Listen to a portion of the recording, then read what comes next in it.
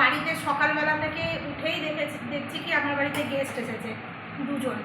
তো যাই হোক, তারা খাওয়া দাওয়া করেনি, জলখাবার খেয়েছে। আর আমি আজকে ফটাফট জলখাবারে কী করবো তারা খবর না দিয়ে এসেছে, ফটাফট চাউমিন করে দিয়েছিলাম, এগ চাউমিন। আর আমাদের তো সব খাওয়া দাওয়া হয়ে গেছিলো, কিন্তু রান্না করতে দেরি হয়ে গেছে। এগ চাউমিন করেছিলাম আর এই যে মিষ্টি এনে দিয়েছিলাম, তা দুটো মিষ্টি থেকে গেছে।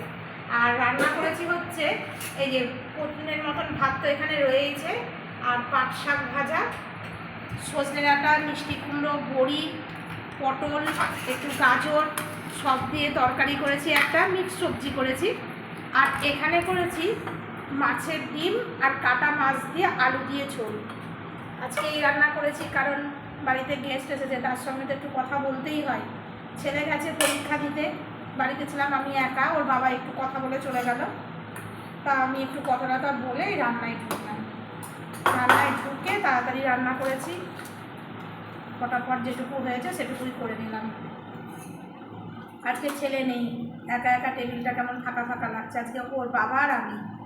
ছেলে গেছে পরীক্ষা দিতে, দুটো পরীক্ষা দিয়ে এসে তারপরে হয়তো স্নান ধান করে আবার খেতে বসছে, কদিন পরীক্ষাই চলছে।